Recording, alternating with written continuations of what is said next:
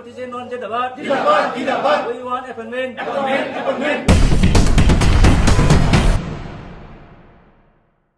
বালিগাঁৱৰ বাসিন্দা আজি খুটুৰ বড়োলেণ্ডৰ পৰা এপছু নিখিল বড়ো ছাত্ৰ সন্থাৰ সহযোগত তেওঁলোকে আমাৰ এই পোষ্ট অফিচ লগতে ঘৰখন পলস বালি মাটি উলিয়াই দিয়াত তেওঁলোকলৈ নথৈ ধন্যবাদ থাকিল।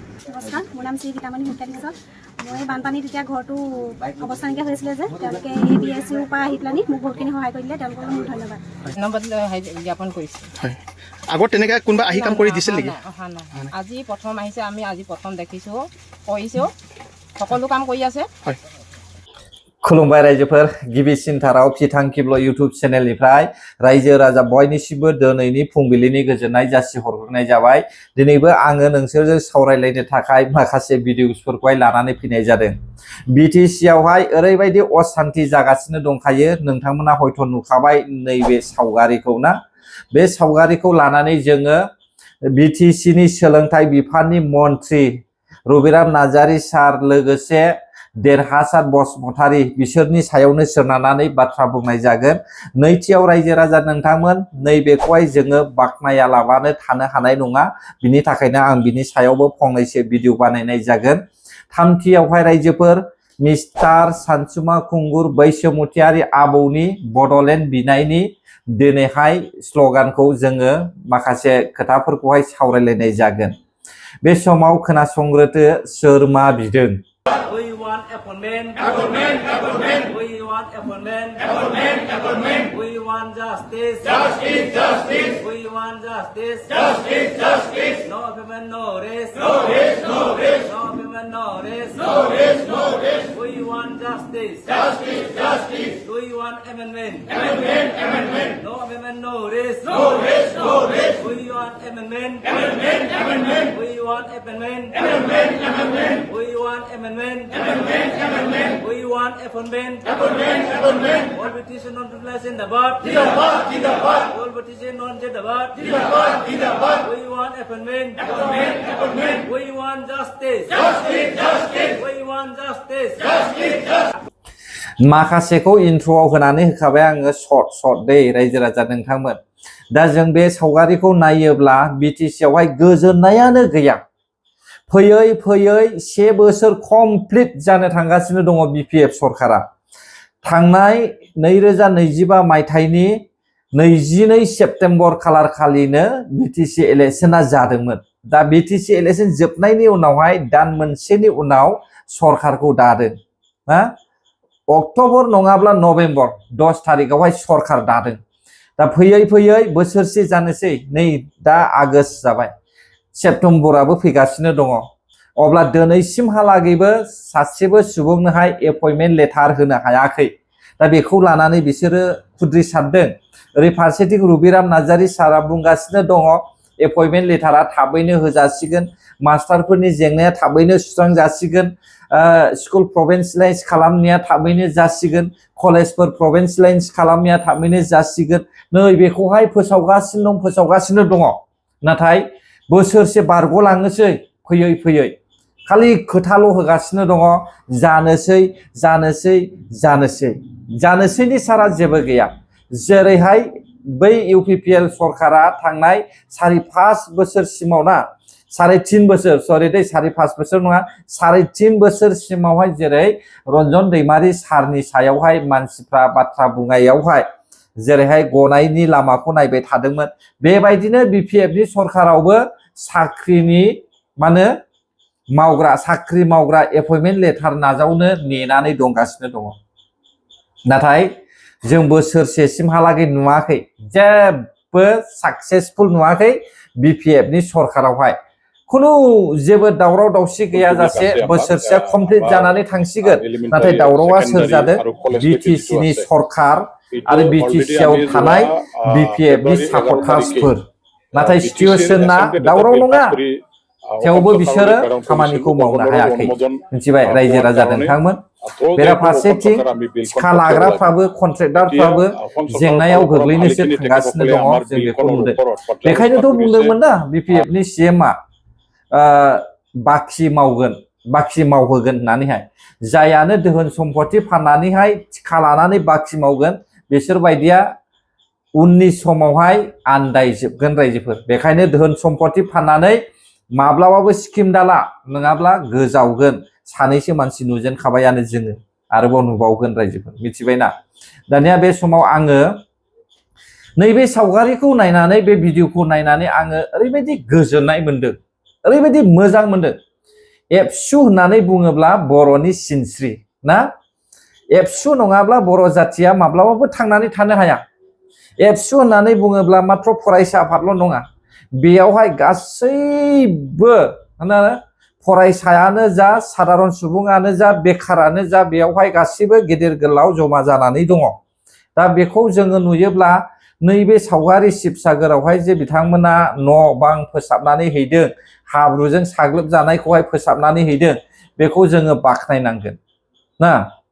बेफोर खामानिखौ जोङो जेब्लायबो बाख्नायनांगोन। मानोना एबसुआ सिगांनिफ्रायनो बर' रायजो राजाफोरनि थाखाय सिनस्रि जानानै खामानि मावबोगासिनो दङ। दिनैसिमबो दासिमबो मावगासिनो दङ रायजो राजा नोंथांमोन मिथिबायना। दा बेनिखायनो आङो एबसुनि आफादगिरि खोरोमदाव औवारि सारनि दैदेननायावहाय बे लाइमोन माखासे मावथिफ्रादे बेयाव बाया मोजोमा गावनि देहाफोरखौहाय जेबो सानालासिनो मेङा गारा बेयावहाय खामानि मावहैदों, बेखौ लानानै आङो गोजोननाय मोनदों। आरो गासैबो मानसिफ्रानो हयथ' मोजां मोनदों, नाथाय सोरबाया गाज्रिबो बुंनो हागौ मिथिबाय दा। नाथाय आं बुङो बेबायदि मावना होयोब्ला बेबायदिनो सुबिदा जोंबो खाबु मोनफिनो आरो जोंबो अननायखौ मोनो। दिनै माइबो गायनानै होबाय, न'बो फोसाबनानै होबाय, अनसुंथाइबो हैबाय, थाखाजों थोजासे होनो हायाखैब्लाबो गावनि देहा मोदोम सोलेरखौ लानानै बिसोरो खस्थ' खालामनानै फिसा फिसौ न' बां गालांनानैहाय बेसेबांबा 400-500 किल'मिटार जायगायाव थांनानै बेबायदि खामानि मावना हैनाया जोबोद बाख्नायजाथाव रायजोफोर मिथिबायना।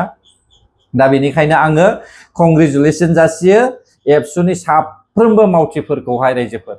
दानिया जों सावरायगोन नैबे सावगारि सानसुमा खुंगुर बैसोमुतियारिनि सावगारि भिडिअखौ लानानै जों सावरायगोन रायजोफोर। मानो आं लाबोफिनदों मिथिबायना। सानसुमा खुंगुर बैसोमुतियारि आबौआ सिगां MP खा।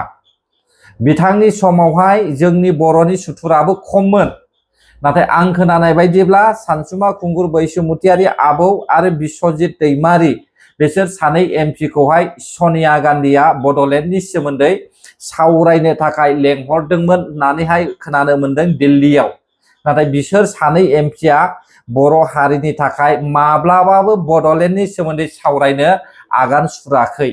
नाथाय दिनै बे सानसुमा खुंगुर बैसोमुतियारि आबौमोन बायदिया एक्स भलन्टियार्स फर्सनि जानानै रायजो राजाफोरखौहाय मोखाङाव हाद्रि सारफावनानै बड'लेण्ड बिनो नागिरनाया बेसेबां गनायजाथाव रायजोफोर।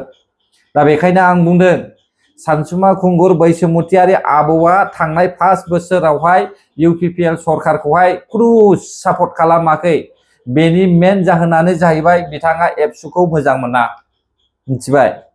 दा बेनिखायनो बिथाङा बै थांनाय 5 बोसोरावहाय सापर्ट खालामाखै। बै समाव मा बुंनायमोनलाय सानसुमा खुंगुर बैसोमुतियारि आबौआ, हायोब्ला सोरबा ससियेल मिडियायाव हगारफिननानै हो।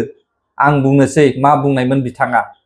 बिथाङा बुंदोंमोन जे जोङो खौसे जानांसिगौ, गारबोनाय जाथायफोरखौ बावगारनानै ज' जानानै जोङो बड'लेण्ड सोमावसारनायखौहाय बिफिननांसिगोन होननानैहाय बिथाङा बुंदों। जोंनि दायफोरखौहाय जोङो निमाहा होलायनांसिगोन होननानै बिथाङा बुंदों। दिनै बिथाङा आरोबाव एबसु आरो UPPL खौ सोंखारिनाय जोङो खोनानो मोनदों रायजोफोर। अब्ला बिनि गोसो गोरबोआव बे नैबे गोसो बिखायावहाय बिनि गोसोआवहाय मा हाबनानै दं? मैला हाबनानै दं मिथिबाय। बड'लेण्डनि थाखाय सोमावसाराखै।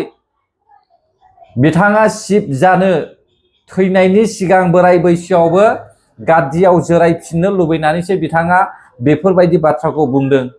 मोजाङै बिजिरनानै नाय साफ्रोमबो बर' रायजो राजा नोंथांमोन। नैबे 5G मुगायाव जुदि नोंसोर आन्दायबावोब्ला बै इन्टारनेट गैयै समनि जाथायफोरखौहाय जुदि साननो रोङाब्ला अब्ला जों बर'आ निस्सय गोजावफिनगोन रायजोफोर मिथिबाय दा।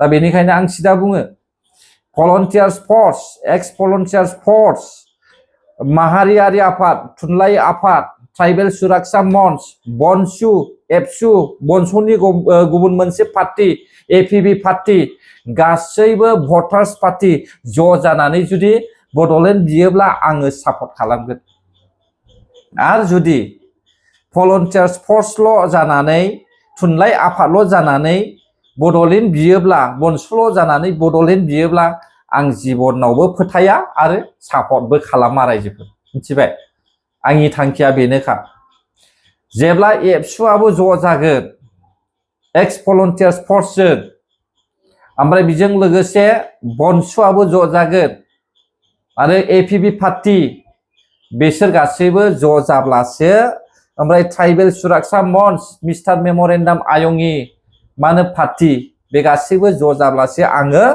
बड'लेण्ड सोमावसारमारसिगोन होननानै सानगोन नङाब्ला आं साना रायजोफोर मानोना बिसोर बुंदों बिपिएफनि इलेक्शन मेनिफेस्ट'आव होनाय बादि जोङो पार्टी दादों मानोना बै समाव बोराइसाफोरनि थाखाय बिपिएफ पार्टीया मा मेनिफेस्ट' हगारदोंमोनलाय नोंथांमोना गोसोआव दङना बेसेबां कौटि थाखा बोराइसाफोरनि थाखाय मा होनो बैसोगोरा सुबुंफोरनि थाखाय मा फोसावामोनलाय नै बेखौ टारगेट खालामनानैसो एक्स भलन्टियार्स फर्सफ्रा दिनै बड'लेण्डनि नामावहाय मा होनो आदाय खालामनो नागिरदों बेनि अनगा आं जेबो नुहुराखै जुदि नोंसोरो बड'लेण्ड लाबोनोहाय सोमावसारफिनथारनोब्ला अब्ला एबसुखौबो लाफा एपिबि पार्टीखौबो लाफा ट्राइबेल सुरक्षा मंचखौबो लाफा आरो नोंथांमोननि बे एक्स भलन्टियार्स फर्सआवनो मोननै बायदि नुदों आङो गासैखौबो ज' जानानै लाफा अब्लासो रायजो राजाया गनायगोन